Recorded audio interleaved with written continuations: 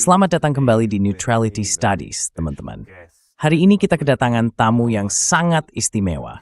Bersama saya ada Mohammed Al-Turk, seorang warga Palestina, lulusan universitas baru-baru ini, dan penduduk kota Gaza, yang bergabung bersama kita langsung dari Gaza. Mohammed, selamat datang. Mohammed, welcome. Terima kasih Pascal, sudah mengundang saya. Saya senang sekali bisa ada di sini. Saya senang sekali kamu bisa hadir di sini dan kita bisa berbicara. Mohammed, mungkin sebelum kita mulai, bisa tolong tunjukkan sedikit seperti apa lingkungan di sekitarmu. Karena kamu bilang kamu berada di bagian kota Gaza yang tidak terlalu hancur, di mana tanda-tanda perang tidak terlalu terlihat. Bisa tunjukkan kepada kami seperti apa keadaannya di sana. Ya, saya bisa tunjukkan sebuah pemandangan di Wefins.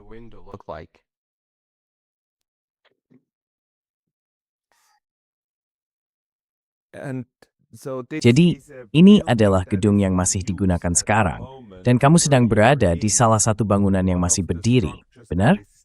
Dan di sana kamu juga punya koneksi internet yang cukup bagus, ya? Ya, banyak bangunan di jalur itu. Sebagian besar menghancur total. Tapi yang rusak sebagian, ya, masih ada yang ditinggali.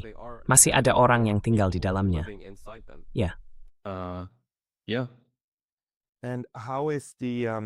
Lalu bagaimana dengan, jadi apa yang terjadi pada Anda? Bisa ceritakan sedikit tentang itu, dan mungkin juga kaitkan dengan studi Anda di Universitas Islam Gaza selama 2,5 tahun terakhir di masa genosida itu.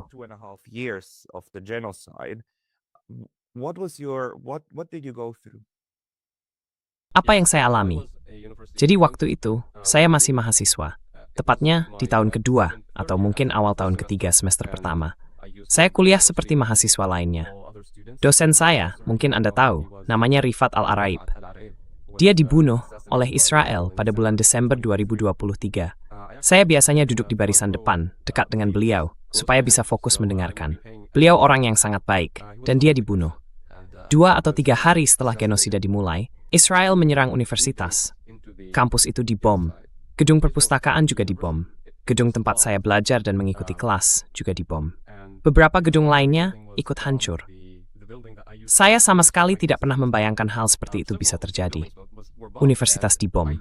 Dan itu bukan sekali, tapi beberapa kali selama genosida berlangsung. Saya sempat datang ke sana hanya untuk melihat keadaannya. Saya biasanya jalan kaki ke kampus, sekitar 15 menit dari rumah.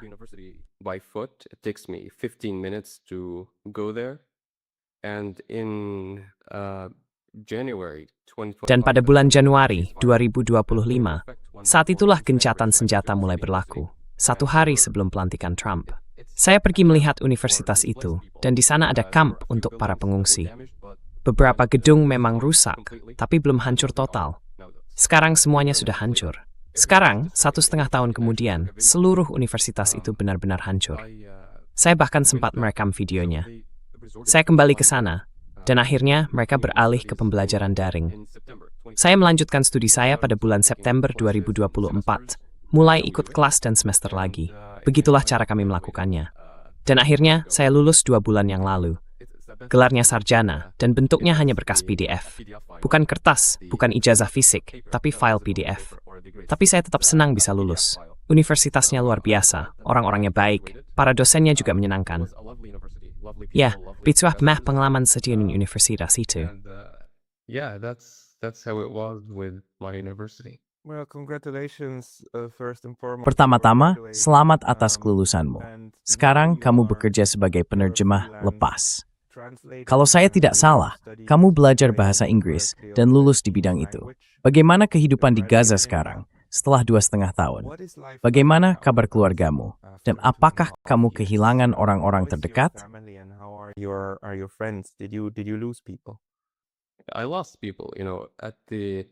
Saya kehilangan banyak orang.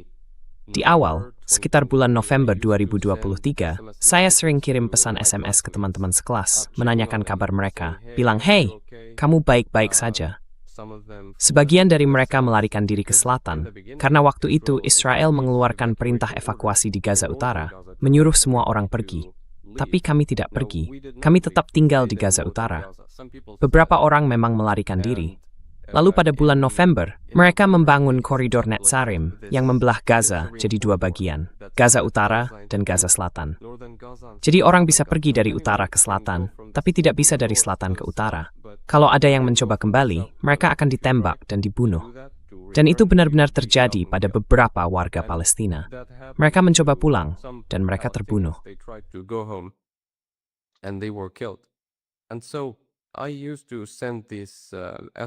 Jadi dulu, saya sering kirim pesan SMS. Beberapa orang sempat membalas, tapi ada juga yang tidak. Belakangan saya tahu, sebagian dari mereka yang tidak membalas ternyata sudah terbunuh. Ada seorang pria namanya Ali. Dia melarikan diri ke selatan, ke Khan Yunis, dan dia tewas di sana. Dia mengikuti petunjuk dari militer Israel. Mereka bilang itu zona aman, jadi dia pergi ke sana, tapi justru dibom dan terbunuh di tempat itu. Ada juga yang lain yang tewas, tapi dia yang paling saya ingat, karena sebelum genosida itu, saya cukup dekat dengannya. Umurnya setahun lebih tua dari saya. Tapi kami sempat ikut beberapa kelas yang sama. Kami sering ngobrol, sering bicara, dan itu benar-benar menyedihkan.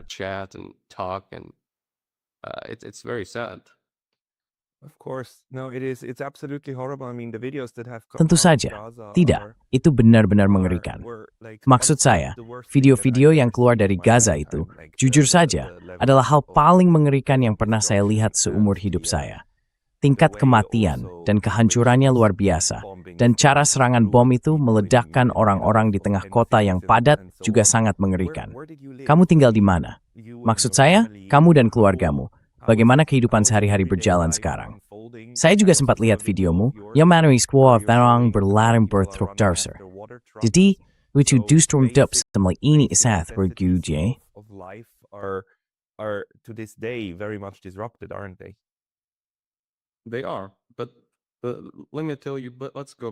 Betul. Tapi begini, mari kita mundur beberapa tahun ke belakang. Saya lahir di sini dan sudah tinggal di sini seumur hidup saya. Dulu saya tinggal di kawasan As-Sabra, di bagian selatan kota Gaza. Lalu pada tahun 2016, kami pindah ke kawasan Ar-Rimal, di bagian barat kota Gaza. 2 tahun kemudian, di tahun 2018, gedung tempat kami tinggal, itu apartemen, dibom dan hancur. Jadi kami harus menyewa apartemen lain di kawasan yang sama. Sejak saat itu, sejak 2018, kami tinggal di apartemen sewaan itu. Dulu kami punya apartemen sendiri, tapi sekarang tidak ada lagi. Sejak 2018, rumah itu dibom dan hancur. Kebanyakan orang di Gaza sekarang hidup di tenda. Saya sendiri mengalaminya waktu kami mengungsi ke selatan, 2 minggu sebelum gencatan senjata besar yang sekarang ini. 2 weeks before the ceasefire, this current big ceasefire, the Israeli forces were advancing in Gaza City and Pasukan Israel waktu itu sedang maju ke kota Gaza, dan Menteri Pertahanan Israel bilang, kami akan membuat kota Gaza terlihat seperti Rafah dan Beit Hanun, maksudnya. Mereka akan menghancurkan semuanya. Tempat itu seolah sudah tidak ada lagi. Dan itu menakutkan sekali. Jadi kami melarikan diri ke sana, dan saya merasakan sendiri bagaimana rasanya hidup di tenda. Benar-benar mengerikan. Tapi kemudian gencatan senjata diumumkan, dan kami kembali ke kota Gaza. Tapi ketika saya melihatnya, seumur hidup saya tidak pernah membayangkan hal seperti itu bisa terjadi. Tadi saya berjalan di jalan menuju tempat saya melakukan wawancara ini dengan Anda, dan saya melihat orang-orang duduk di trotoar menunggu roti. Karena yang terjadi adalah, roti datang ke supermarket, biasanya dengan mobil van atau mobil biasa yang membawa roti itu. Lalu roti diserahkan ke supermarket, dan mereka mulai menjualnya dengan harga simbolis, 3 shekel. the bread for a symbolic price for 3 shekels. And they are just waiting, like in line. Mereka sedang menunggu di antrean, menunggu mobil van datang. Waktu saya berjalan di kota Gaza misalnya, saya melihat orang-orang mengais sampah. Anak-anak dengan pakaian kotor membawa karung di punggung mereka. Perempuan dan laki-laki juga orang tua.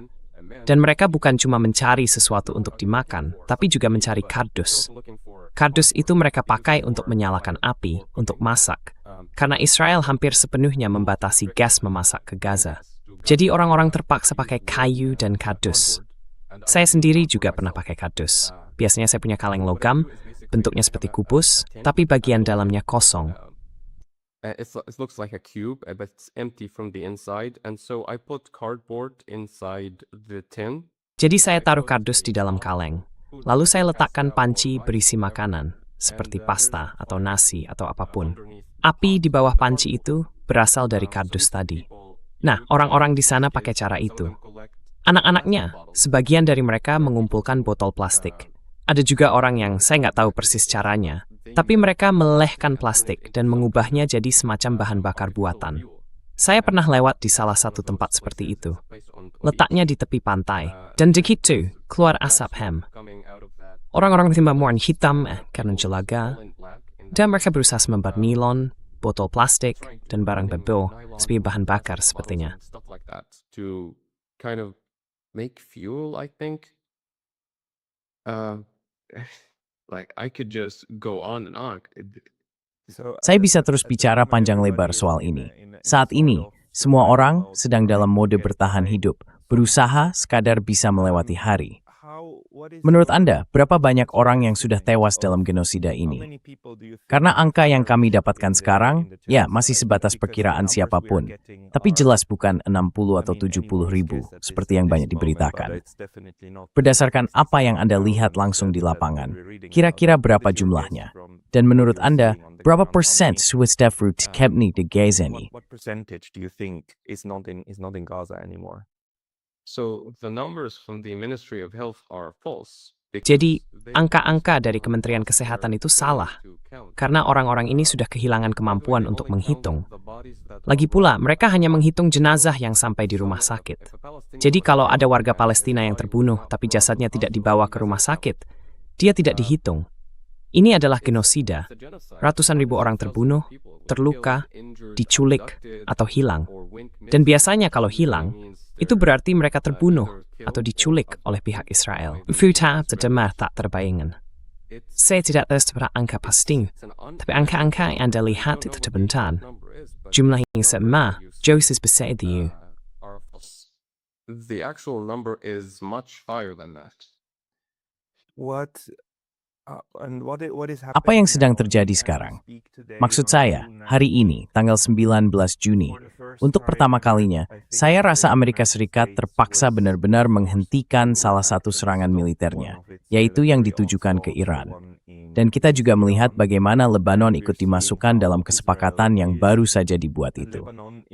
Sebelum kita mulai tadi, Anda sempat bilang kalau Anda merasa situasinya mulai berubah. Bisa jelaskan sedikit tentang itu? Absolutely. I'm very glad and happy that this Betul sekali. Saya sangat senang dan gembira karena kesepakatan ini akhirnya berlaku. Pada dasarnya, ini adalah kekalahan bagi Amerika Serikat dan kemenangan bagi Iran. Menurut saya, bagian paling penting dari kesepakatan ini adalah penarikan pasukan Amerika dari Timur Tengah. Memang, mereka tidak mengatakan akan menarik semua pasukan, tapi mereka pasti akan mengurangi kehadiran militernya. Kehadiran militer Amerika di kawasan itu, terutama untuk melayani kepentingan Israel. Dan saya rasa, Anda juga sudah melihat bahwa Amerika menggunakan lebih banyak sistem pencegat untuk melindungi Israel dibandingkan yang digunakan Israel sendiri. Jadi ketika militer Amerika mengurangi kehadirannya, Israel tidak akan seaman seperti sebelumnya. Jadi, ya akan seperti itu. Mungkin begitu. It's not a guarantee to rethink what they're Itu doing. bukan jaminan bahwa mereka akan meninjau ulang apa yang mereka lakukan di Lebanon dan Gaza. Sekarang mereka masih mengebom Lebanon dan berusaha maju. Saya tadi membaca berita sebelum datang ke sini. Ada bentrokan di Lebanon Selatan. Kementerian Kesehatan Lebanon mengatakan 16 orang tewas oleh Israel sepanjang malam. Dan ada juga saluran berita berbahasa Ibrani yang melaporkan korban di pihak tentara dan pasukan Israel.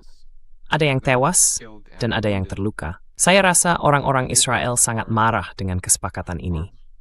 Saya mengikuti beberapa saluran Israel, dan sebagian dari mereka menyerang Trump secara pribadi, sesuatu yang belum pernah mereka lakukan sebelumnya. Mereka bahkan memanggilnya dengan sebutan yang merendahkan. Jadi ini perkembangan yang sangat baik. Saya sangat senang hal ini terjadi. Dan saya pikir keadaan mulai berbalik melawan Israel. I think that the tide is turning against Israel. You know, Israel depends on the US. Kamu tahu, Israel sangat bergantung pada Amerika Serikat. Israel itu bukan negara yang biasa. Kalau kita lihat bagaimana Israel didirikan dan dibentuk, jelas ini bukan negara yang normal. Ini adalah entitas asing yang bergantung pada dukungan dari luar. Pesawat-pesawat tempur yang mereka miliki, helikopter Apache, saya pernah melihat sendiri pesawat tempur Israel dan helikopter Apache itu kadang terbang rendah di atas kota Gaza sambil terus menjatuhkan suar. Menurut saya, itu semacam unjuk kekuatan. Peralatan yang mereka gunakan sebagian besar buatan Amerika. Jadi mereka memang bergantung pada Amerika Serikat. Dan kamu bisa lihat sendiri bagaimana opini publik terhadap Israel. The public opinion towards Israel, it's at a historic all-time low. Sekarang ini ada di titik terendah dalam sejarah. Belum pernah terjadi seperti ini sebelumnya, dan tidak akan pernah kembali seperti dulu lagi. Ini hanya akan terus bergerak maju. Dan ke depannya, hal ini akan mengarah pada pengurangan bantuan Amerika Serikat untuk Israel, bahkan mungkin pemutusan seluruh bantuan ke Israel. Sekarang, mereka sedang berusaha mengintegrasikan militer Amerika dan Israel. Tapi, saya merasa sudah bicara cukup banyak. Dan ini sebenarnya perkembangan yang sangat positif. Israel masih mengebom Gaza dan Lebanon, tapi mereka tidak akan terus melakukannya selamanya. Akan tiba saatnya ketika orang-orang Israel, para penjahat perang itu, akan dimintai pertanggungjawaban. Ini tidak bisa dan tidak akan terus berlanjut selamanya. I'm glad to hear that this is the impression. Saya senang mendengar kalau itu kesan yang kamu dapatkan selama berada di Gaza. Tapi ketika kamu mendengar kata gencatan senjata dan mereka mengumumkannya, lalu pengeboman tetap berlanjut. Maksud saya, bagaimana kamu memahami hal itu? Bagi saya dan bagi banyak orang di Barat, sepertinya kata gencatan senjata bagi Israel berarti pihak lain berhenti menembak, sementara mereka tetap melanjutkan seperti biasa. Apa dampaknya buat kamu sendiri? It's a thing sinamrogat empeng, berputus kami temai bui bue, at justru based the rules for rebridu. Did things actually get better, or did they just get differently bad? So this is very interesting that we've said. Ini menarik sekali. Apa yang kamu katakan mirip dengan yang pernah dikatakan profesor saya, Rifat Al-Arey. Gencatan senjata, kita berhenti mereka menembak, begitulah kenyataannya. Waktu gencatan senjata pertama diumumkan, yang mulai berlaku 1 hari sebelum pelantikan Trump, semua orang di Gaza senang, termasuk saya. Kami pikir akhirnya selesai, genosida sudah berakhir, agresi sudah berhenti, kami bisa kembali ke rumah. Tapi Israel, tentu saja, terus mengebom dan membunuh warga Palestina. Mereka membunuh 150 orang Palestina. Lalu pada bulan Maret, 2 bulan setelah gencatan senjata itu, tepatnya tanggal 18 Maret, mereka melanjutkan genosida itu secara penuh. Mereka melancarkan serangan udara di malam hari dan menewaskan lebih dari 600 warga Palestina. During the night, killing over 600 Palestinians, and they said the war is back, the genocide is back. Mereka bilang, perang kembali lagi, genosida kembali lagi, benar-benar melanggar seluruh perjanjian. Dan kalau kita lihat media waktu itu, mereka menyebutnya kelanjutan permusuhan. Mereka tidak bilang bahwa Israel yang melanggar seluruh perjanjian, karena media-media itu berpihak pada Zionis. Mereka yang membentuk narasinya. Dan dalam gencatan senjata ini, gencatan senjata palsu, waktu diumumkan, kami sedang berada di Nusairat al-Balak, di bagian tengah jalur Gaza. Saya sedang berbaring di atas kasur, waktu itu sudah malam, dan saya mulai mendengar orang-orang bersorak. Di sekitar kami banyak tenda, dan saya tidak paham apa yang sedang terjadi. Kenapa mereka bersorak dan bersiul? Ternyata ada pengumuman gencatan senjata. And it turned out that there was a ceasefire, and Trump, said there's peace in the Middle East after. Dan Trump bilang, ada perdamaian di Timur Tengah setelah 3.000 tahun, atau entah berapa. Dan saya pikir ya, ini dia. Oke, kali ini benar-benar terjadi. Perang, genosida, semuanya sudah berakhir. Dan kami akan kembali ke rumah kami. Tapi kebanyakan orang sudah kehilangan rumah mereka pada saat itu. Karena dalam genosida yang terjadi setelah yang pertama, genosida di masa pemerintahan Trump, pada dasarnya yang dilakukan oleh pihak Israel adalah menghancurkan rumah-rumah di Gaza. Tidak banyak orang tahu bagaimana Gaza dihancurkan, tapi bukan lewat serangan udara, melainkan dengan bulldozer. Mereka punya bulldozer D9, buatan Amerika, bulldozer militer yang sangat kuat. Dan mereka akan menabrakkan bulldozer itu ke rumah-rumah warga Palestina, sampai seluruh bangunannya runtuh.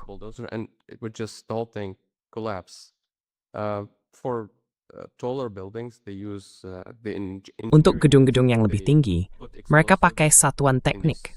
Mereka pasang bahan peledak di rumah-rumah itu. Ini bangunan tempat tinggal, dan mereka meledakkannya sekaligus, sambil merekam diri mereka sendiri saat merayakannya. Kamu tahu, ada seorang rabi yang diperlakukan seperti pahlawan di televisi nasional. Dia seorang pemukim dari tepi barat, dan dia seorang teroris. Dia dulu pengemudi bulldozer D9, dan dia masuk ke Jabalia.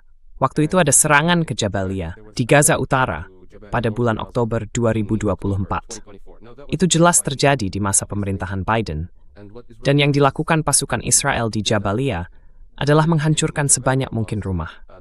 Nah, orang ini diwawancarai di televisi Israel, dan dia bercerita tentang bagaimana dulu dia menghancurkan rumah-rumah itu.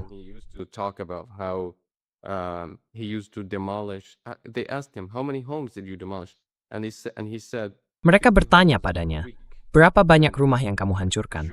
Dan dia menjawab, 50 rumah per minggu dihancurkan, menunjukkan betapa berdedikasinya dia dalam menghancurkan rumah. Dia bilang bahwa mereka, maksudnya orang-orang Palestina, sudah tidak punya apa-apa lagi untuk kembali. Mereka tidak punya nomor identitas, kartu, atau apapun, bahkan kenangan pun tidak. Dan dia merasa sedih karena mereka sudah sampai di pinggiran Beit Lahya, di utara Jabalia. Tapi gencatan senjata mulai berlaku, jadi mereka harus mundur. Dia sedih karena mereka tidak sempat menghancurkan Beit Lahya. Teroris, dengan semua daftar dan tindakan mereka, dan melakukan hal yang sama di Lebanon. Benar-benar biadab. In Lebanon, they're absolute savages. What is your Apa kesan Anda terhadap orang-orang yang masih berada di Gaza, teman-teman Anda, keluarga Anda, dan diri Anda sendiri? Setelah semua ini berakhir, seperti apa masa depan Gaza? Seberapa besar tekad Anda dan orang-orang di sekitar Anda untuk tetap tinggal di Gaza dan membangunnya kembali? Apakah ada gambaran atau visi tentang masa depan tempat tinggal Anda? Is there any kind of vision for the future of your home? Unfortunately, in the near and medium term, Sayangnya, dalam waktu dekat maupun menengah, saya tidak yakin situasinya akan membaik. Saya rasa keadaan justru akan terus memburuk seperti sekarang. Maksud saya, kemarin Israel mengebom Gaza dan menewaskan 3 orang Palestina, atau mungkin 4. Sehari sebelumnya, mereka juga mengebom Gaza dan menewaskan 4 orang Palestina.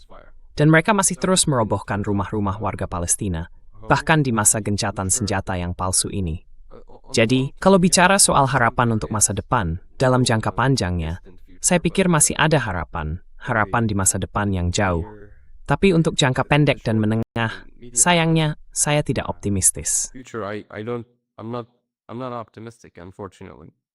And when we talk about the political Dan kalau kita bicara soal politik di balik semua ini, politik genosida, politik yang membuat semua ini bisa terjadi, menurut kamu, siapa yang paling bertanggung jawab atas apa yang terjadi padamu? Karena, tentu saja, Israel, IDF, merekalah yang melaksanakan genosida itu. Tapi ada juga semua negara yang memungkinkan hal itu terjadi. Pertama dan terutama Amerika Serikat, tapi juga Jerman, juga media massa, juga proses politik di dunia barat. Sraidah initsim hamens na yung mafid, isim skalu and sulit, yufumak the whale, yung dimak steel, and sim youth. And when I read these, emalit the word of your tour to this menuing. that the prime responsibility for this lies.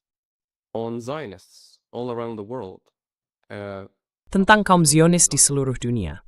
Jelas, Israel adalah entitas Zionis, tapi ada juga kaum Zionis, terutama di negara-negara barat. Lobi Zionis itu lobi yang paling kuat. Dulu, beberapa tahun yang lalu, kalau kamu ngomong sedikit saja soal Israel, kamu bisa kehilangan pekerjaan, dituntut, bahkan dipenjara. Jadi, orang-orang yang mengendalikan narasi selama puluhan tahun itu, media yang membentuk opini publik demi kepentingan Israel, mereka selalu melakukan hal yang sama. Kalau Israel berbuat salah, mereka langsung bikin narasi seolah dua pihak sama-sama bersalah. Indoktrinasi itu begitu kuat sampai banyak orang, terutama di Barat, khususnya di Amerika Serikat, benar-benar percaya bahwa mereka punya kewajiban untuk mendukung Israel. memberi mereka uang dan senjata tanpa batas, seolah selamanya. Begitu dalamnya pengaruh indoktrinasi itu. Jadi saya menyalahkan kaum Zionis. Orang-orang seperti ya, ada di Kongres, di Senat, Trump, Biden, banyak sekali. Saya bahkan nggak suara sekali. I don't know what say.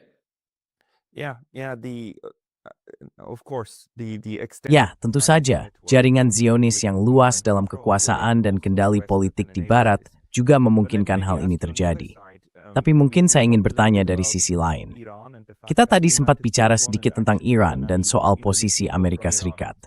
Dan sebenarnya, waktu saya mewawancarai orang-orang dari Iran, terutama Profesor Muhammad Marandi, dia sering menekankan bahwa Iran, meskipun negara Syiah, sangat kuat mendukung dan berpihak pada Gaza yang mayoritas Sunni.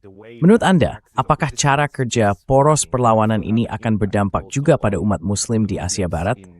Dan bagaimana Anda melihat pengaruh antara Islam Syiah dan Islam Sunni di kawasan itu dalam konteks peristiwa yang terjadi? Islam within the region in the context of what happened. I'm not a theologian, but Saya bukan seorang teolog, tapi lihat apa yang dilakukan Israel, apa yang dilakukan Iran, Hizbullah, dan kelompok Ansarullah di Yaman. Siapa lagi yang benar-benar melawan Israel? Siapa lagi yang menembakkan rudal dan drone ke arah Israel? Ini adalah sebuah pertempuran. Ini Zionisme melawan kemanusiaan. Dan orang-orang yang berjuang melawan Israel itu, saya menghormati mereka. Dan saya berharap mereka bisa lebih berhasil dalam perjuangan mereka melawan Israel dan melawan Zionisme. Saya seorang Sunni, dan tentu saja Iran itu Syiah. Tapi itu bukan hal yang saya pikirkan atau saya renungkan. Maksud saya ya, saya Sunni, mereka Syiah, ya sudah. Itu bukan sesuatu yang saya pikirkan itu. It's not something I think about. Okay, no, that's just what I wanted to understand whether this is Oke, something that's on your mind or bukan. not. But Itu if cuma that's yang ingin not saya pahami. Apakah hal ini memang ada di pikiran Anda atau tidak? Tapi kalau begitu, ternyata tidak. Dan sebenarnya pertanyaannya adalah soal kemanusiaan melawan ketidakmanusiaan. Menurut Anda, bagaimana kemungkinan untuk masa depan? Kalau seseorang menawarkan kemungkinan solusi dua negara, atau solusi satu negara, atau bentuk pengaturan politik apapun, seperti apa yang kira-kira bisa Anda terima setelah semua yang sudah Anda alami? could say yes to after everything you had to live through. So, well, the two-state solution, that's Jadi, solusi dua negara itu sudah mati sekarang. Sudah mati sejak lama. Yang ingin saya lihat, kalau mau tahu yang sebenarnya, adalah Israel jadi seperti Gaza. Saya tahu banyak orang nggak akan berani bilang begitu. Tapi, Israel sudah melakukan kejahatan di atas semua kejahatan. Dan saya ingin melihat mereka kehilangan dukungan itu. Saya ingin melihat Amerika Serikat dan negara-negara Barat pada umumnya yang selama ini mendukung Israel, kehilangan kemauan untuk terus mendukung. Israel nggak akan bisa melakukan genosida ini kalau bukan karena Barat dan Amerika Serikat. Bom-bom yang dijatuhkan, semuanya buatan Amerika. Pesawat-pesawatnya juga buatan Amerika. Dan saya ingin melihat mereka kehilangan dukungan itu. See them lose that support. And without that support, Israel Dan tanpa dukungan itu, Israel tidak akan bisa menyerang siapapun, tidak akan bisa melakukan genosida, kekejaman, atau kejahatan perang. It's not a normal country. Seperti yang saya bilang, Israel bukan negara yang normal. Siapapun yang sudah mengikuti genosida ini selama 2,5 tahun, saya rasa akan sampai pada kesimpulan bahwa masalahnya bukan pada pemerintahan sayap kanan Netanyahu atau para pemukim yang melakukan kekerasan di tepi barat. Masalahnya adalah Israel itu sendiri. Itulah masalahnya. Mereka mengebom semua orang. Tapi seperti yang saya bilang, mereka tidak akan melakukan itu selamanya. Akan tiba waktunya, dan saya rasa waktunya tidak lama lagi, ketika mereka tidak lagi bisa menyerang atau melakukan kejahatan perang dan kekejaman. And commit war crimes and atrocities. How do you think that Menurut Anda, bagaimana sejarah ini nanti akan ditulis? Karena seperti yang kita tahu, salah satu upaya yang dilakukan adalah menggambarkan semua ini sebagai tindakan bela diri oleh Israel, kan? Narasi bahwa Israel adalah korban itu sangat besar. Mereka berusaha sekuat tenaga untuk menyebarkannya, tapi menurut saya, itu gagal. Di media barat maupun di negara-negara selatan global, sudah sangat jelas siapa pelaku genosida dan siapa korbannya. Dan saya masih yakin, pada akhirnya Mahkamah Internasional akan menyimpulkan bahwa ini memang genosida. Menurut Anda, bagaimana masa ini akan dicatat nanti, dan bagaimana tanggung jawab dari berbagai pihak akan digambarkan? Lalu, apa yang Anda harapkan dari komunitas internasional terkait masa depan Gaza?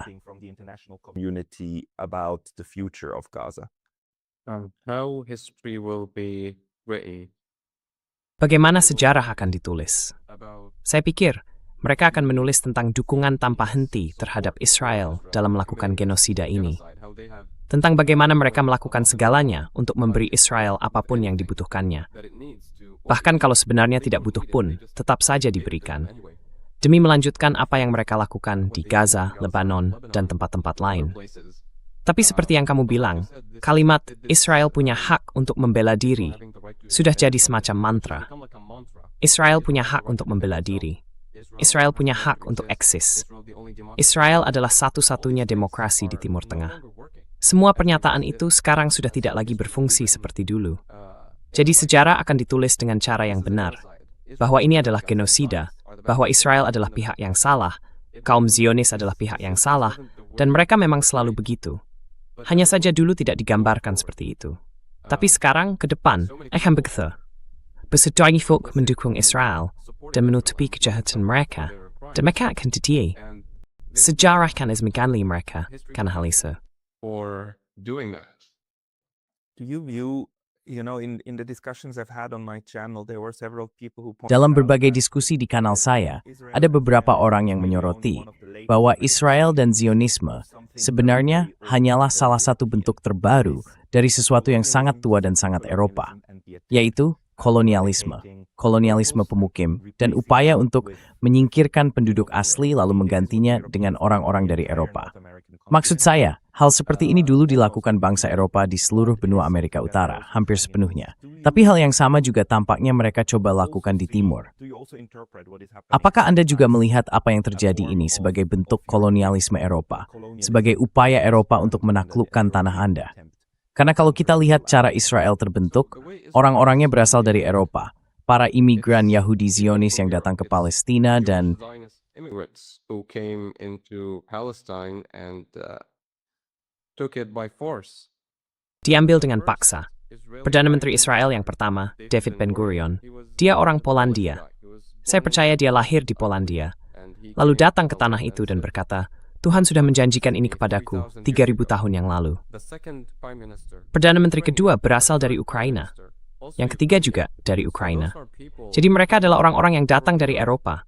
Mereka datang ke tanah itu dan mengambilnya dengan paksa.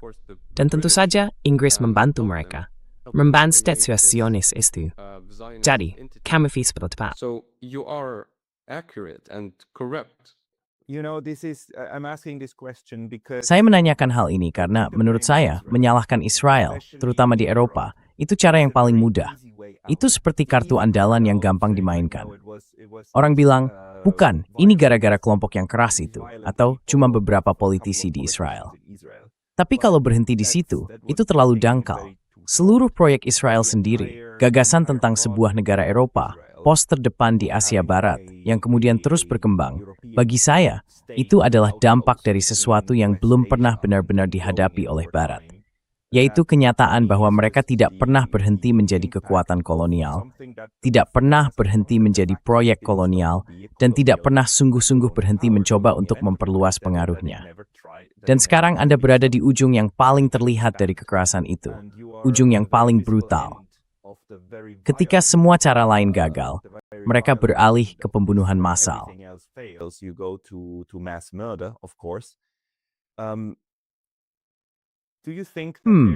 Menurut Anda apakah ada masa depan?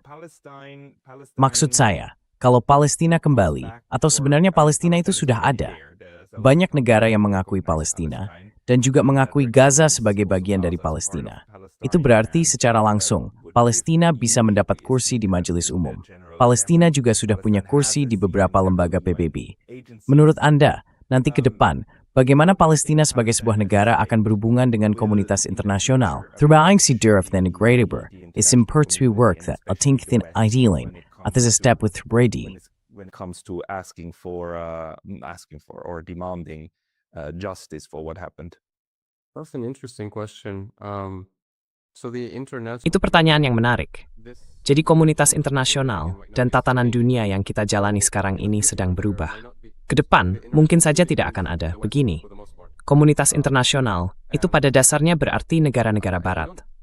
Dan saya tidak berpikir ini sesuatu yang mungkin terjadi di masa depan. Misalnya Palestina, atau delegasi Palestina, menuntut keadilan atas genosida. Saya rasa ke depan, tatanan dunia bisa jadi berbeda. Hal-hal seperti ini mungkin tidak akan ada lagi. Bisa saja masih ada, bisa juga tidak. Jadi semuanya sedang berubah. Dan saya sendiri tidak tahu apakah hal itu akan start di masa depan atau tidak. Happen in the future or not. Yeah. Ya, What do you think? menurut kamu, apa yang akan dilakukan orang-orang di sekitarmu sekarang dalam upaya membangun kembali Gaza? Apa permintaan terbesarmu kepada negara-negara barat dan juga kepada dunia secara umum? Bagaimana orang bisa membantu Gaza begitu wilayah itu bisa dijangkau dari luar, begitu pengepungan berakhir? Apa yang paling dibutuhkan Gaza terlebih dahulu? Dan bagaimana kamu akan memulai membangun kembali kehidupan di sana? How would you go about rebuilding life there? Well, the one preventing the reconstruction. Yang menghalangi rekonstruksi Gaza itu adalah Israel. Jadi hal pertama yang harus dilakukan adalah mencabut blokade. Banyak orang menanyakan hal itu ke saya, seperti gimana caranya mendukung Gaza. Menurut saya, cara terbaik adalah mendukung, dan ini pendapat pribadi saya, mendukung media dan para pembuat konten yang berani melawan propaganda Zionis. Mereka yang melakukan investigasi tentang Israel, tentang apa yang dilakukan Israel. Orang-orang seperti itu perlu punya lebih banyak penonton, jangkauan yang lebih luas, dan pengaruh yang lebih besar, supaya mereka bisa benar-benar berdampak. Dampaknya adalah mengurangi dukungan terhadap Israel, membuatnya menurun, dan semoga bisa mengakhiri semua bentuk dukungan terhadap Israel di negara masing-masing. Misalnya, ada Anthony Aguilar. Dia adalah pelapor dari JHF. Saya sudah menonton beberapa wawancaranya. Dia orang yang luar biasa, dan saya struck him spesifik di Instagram beberapa bulan lalu. And I messaged him on Instagram a few months ago. I told him, "Hey, I'm from Gaza and I have." Saya bilang ke dia, "Hey, saya dari Gaza. Saya sudah lihat wawancara-wawancara kamu, dan saya mau berterima kasih karena kamu berani bersuara." Dan dia membalas dengan emoji hati. Jadi, orang seperti dia, saya rasa banyak yang mengenalnya, tahu kisahnya, tahu apa yang dia lihat dan alami di jebakan maut GHF itu. Orang ini punya pengaruh. Dia memberi dampak. Kamu mungkin tahu iPack Tracker yang bikin grafik merah dan grafik hijau itu. Menurut saya, itu cukup efektif. Jadi, orang di mereka, media politis didukung. Pekerjaan mereka mendukung. Maisit, menolak kat dukung Gaza. I think my way to support Gaza. So, Jadi menurut Anda, pertama-tama propaganda itu harus dihancurkan dulu. Baru kemudian sistem kekerasan yang bersifat genosida bisa dipecah. Apakah itu urutan yang Anda lihat? sequence that you're seeing? Ya, Again, I mean, Kamu memang lebih muda dari saya. Tapi kita berdua berasal dari masa ketika, setidaknya saya pikir, kekerasan massal seperti ini sudah berakhir. Atau tidak mungkin terjadi lagi karena adanya media massa. Tapi ternyata justru media massa yang membuat hal itu bisa terjadi. Jadi saya rasa kamu benar sekali. Dan kalau genosida di Gaza membuktikan satu hal, itu adalah bahwa kita harus waspada terhadap jenis informasi yang beredar. Every source in now broke time things they could a prom in the midday this mentioned with to be mama when. to lull us into complicity with crimes like the one that's happening to you. Do you have any Apakah kamu punya semacam intuisi tentang apa yang bisa dilakukan untuk menembus kebuntuan ini? Maksud saya begini, di satu sisi kamu tinggal di Gaza. Tentu saja kamu melihat langsung apa yang terjadi di sana. Dan saya pikir video-video yang keluar dari Gaza itu sangat penting untuk memberitahu orang-orang seperti saya yang berada di luar Gaza tentang apa yang sebenarnya terjadi padamu. Tapi, apakah ada intuisi lain yang kamu punya tentang apa yang bisa dilakukan untuk juga memecah monopoli media atas informasi? Another thing, calling for putting Hal pressure lain, on governments ya, to, menyerukan agar end pemerintah their ditekan support untuk of menghentikan dukungan mereka terhadap Israel, memboikot boikot produk-produk Israel, menyerukan embargo senjata terhadap Israel, BDS, Boycott, Divestment Sanctions, menyerukan agar tentara Israel yang berlibur ke Eropa, Thailand, atau kemanapun ditangkap, mereka harus ditangkap dan diadili. Juga menghentikan dan memutus hubungan dengan Israel. Tidak mengizinkannya, memberi sanksi pada pejabat Israel, memberi sanksi pada teroris besar Benjamin Netanyahu dan para pengikutnya, serta tentara Israel. Lakukan hal-hal seperti ini. Dan tahu kan, ini bukan sesuatu yang terjadi dalam semalam. Ini sebuah proses yang panjang. Tapi pada akhirnya saya percaya itu akan membuahkan hasil. I believe that it will have results. Right, right. I think so too. And one of the most surreal Benar. moments for me Iya, in the saya last juga 2 berpikir years begitu. was Dan tahu nggak, salah satu momen paling surreal buat saya dalam beberapa tahun terakhir adalah waktu saya pergi ke Thailand dan menginap di hotel yang penuh dengan turis Israel yang sedang berlibur. Dan tentu saja, nggak ada satupun turis Palestina di sana, karena alasan yang jelas. Rasanya benar-benar, ya, skala di mana genosida itu jadi kejahatan yang dilakukan oleh beberapa kelompok sekaligus.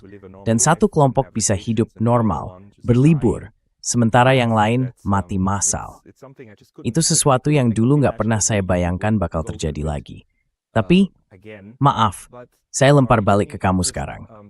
Saya sudah menanyakan banyak hal yang ada di pikiran saya, tapi apa yang belum kita bicarakan?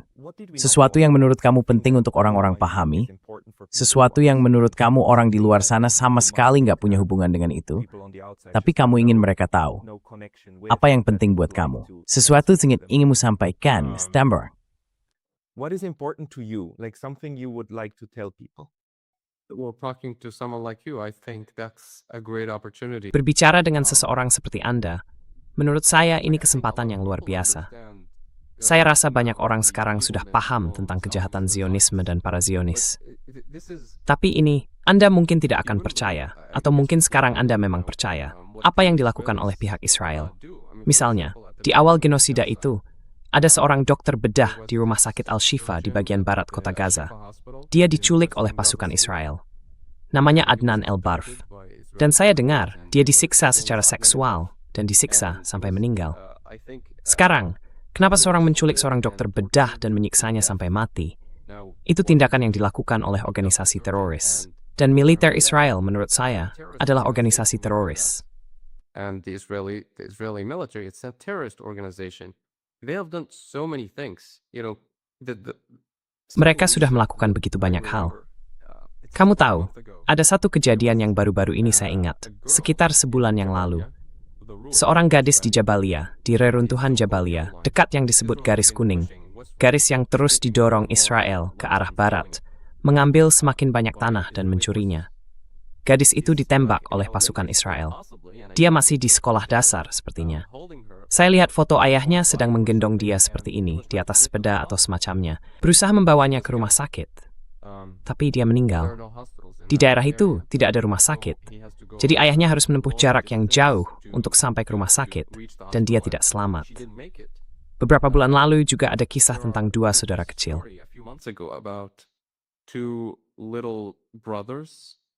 They were 8 and 11. They were collecting wood in. Mereka berusia 8 dan 11 tahun. Mereka sedang mengumpulkan kayu di Gaza. Lalu terkena serangan drone dari Israel. Militer Israel menulis di X bahwa ada 2 orang yang dicurigai melakukan aktivitas mencurigakan. Dan mereka bilang serangan itu dilakukan untuk menghilangkan ancaman, atau apapun istilahnya. Tapi ternyata, yang mereka serang itu 2 anak kecil, umur 8 dan 11 tahun. Dan kisah seperti itu nggak terhitung banyaknya. Saya masih ingat satu. Ada seorang gadis yang menderita penyakit kronis, dan dia harus keluar dari Gaza untuk mendapatkan perawatan medis. Dia nggak bisa dirawat di sana. Setelah dia meninggal, dia sakit, dan akhirnya meninggal, dia nggak sempat keluar, nggak sempat sembuh. Sebulan setelah dia meninggal, ayahnya atau orang tuanya baru menerima pesan bahwa izin evakuasinya disetujui. Jadi kesimpulannya, Zionisme itu ideologi yang kejam dan jahat. Nggak ada cara untuk berdebat dengan Zionisme. Zionisme itu hentikan. Itu gimana? That's the truth. Is it possible for Apakah you Dr. Worthe bisa membedakan Zionisme dan Yudaisme? Dan apakah ada yang penting untuk membuat perbedaan itu? important to make that distinction? So Israel is the Jewish state. Jadi Israel itu negara Yahudi, dan kebanyakan orang yang melakukan kejahatan ini adalah orang Yahudi. To some people outside, they Bagi think sebagian orang di luar if sana, you're a Jew, mereka berpikir kalau kamu orang Yahudi, blank check. berarti kamu punya kebebasan penuh untuk melakukan apapun yang kamu mau. Saya menentang genosida. Saya menentang Zionisme. Entah si Zionis itu orang Yahudi atau bukan, kamu dinilai dari tindakanmu. Jadi kalau kamu orang Yahudi dan kamu melakukan kejahatan, ya kamu orang jahat. Kamu salah. Tapi bagi sebagian orang lain, kalau kamu bilang begitu, itu dianggap antisemit. Jadi mau Israel itu negara Yahudi atau bukan, tetap saja itu pendudukan. Jadi fakta bahwa mereka Yahudi tidak... Saya tidak takut mengatakan bahwa mereka memang Yahudi, karena memang begitu. Tapi alasan saya menentang mereka adalah karena mereka Zionis. But the reason I'm against them is because they're Zionists. Yes, one of the things that's on my mind. Ya, dan tahu kan, salah satu hal yang sering saya pikirkan akhir-akhir ini adalah betapa pentingnya membuat pembedaan ini untuk membedakan dengan jelas. Karena Zionisme itu adalah ideologi politik yang menginginkan Israel sebagai negara Yahudi hanya untuk orang Yahudi. Sementara ada banyak orang Yahudi yang tidak menginginkan hal itu. Banyak yang menolak gagasan itu dan sama sekali tidak ingin ada negara Yahudi. Dan banyak dari mereka tinggal di luar Israel. Lalu ada juga banyak orang Kristen yang merupakan Zionis, dan mereka juga mendukung negara Yahudi. Tapi bukan karena mereka ingin menyediakan tempat tinggal bagi orang Yahudi.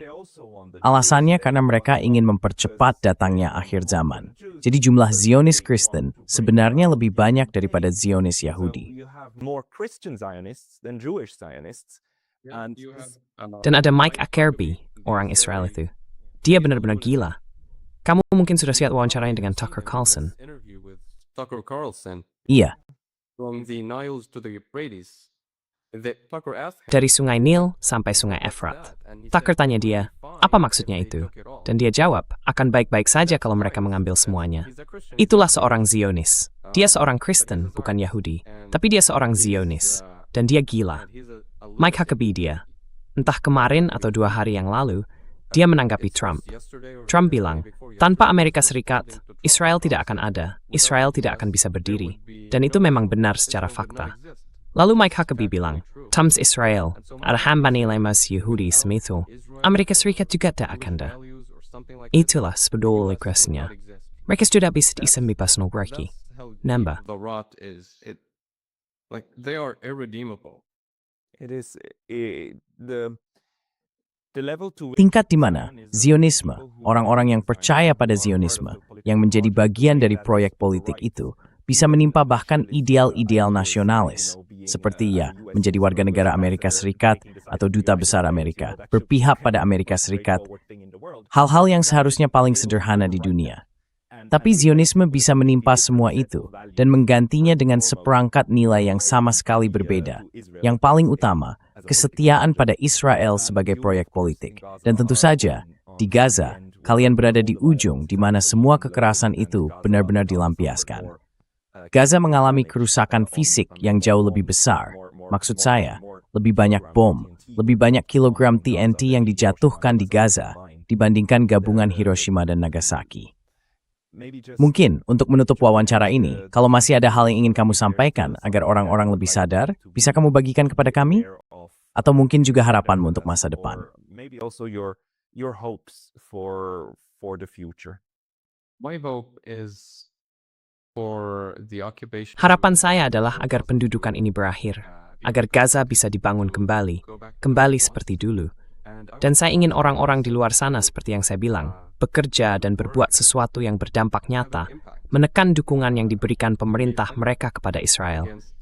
Seperti yang saya katakan, ini sebuah proses yang panjang, tidak terjadi dalam semalam, tapi harus dilakukan. Teruslah menyerukan embargo senjata, terus tekan para politisi, pilih calon yang tidak mendukung genosida, terus lakukan itu, dan keadaan akan berubah. Perubahan sedang terjadi. Saya belum melihatnya di sini, di Gaza, belum sekarang, tapi di banyak tempat lain. Perubahan itu sudah mulai, dan ini akan terus berlanjut. many places, and this will continue to happen. I hope so, and we must change it. Saya harap I mean, begitu. it Dan cannot- kita harus mengubahnya. must not go on Maksud like Maitsi this. tidak bisa dan tidak boleh terus seperti ini. People who Mohammed, like to bagi orang-orang yang go ingin to mengikuti kamu dan karya kamu, place apakah ada where you tempat di mana kamu mempublikasikan video, tulisan, atau kamu buat? videos or publish writing or anything? I do not write actually, but I have a small. Sebenarnya saya nggak menulis, tapi saya punya akun kecil di X. Saya nggak terlalu aktif di sana. Nama akun saya Mohal Turk, dia JMOHALTURK. Kamu bisa kirim DM aja kalau mau menghubungi saya. You can just DM me if you wanted to reach out.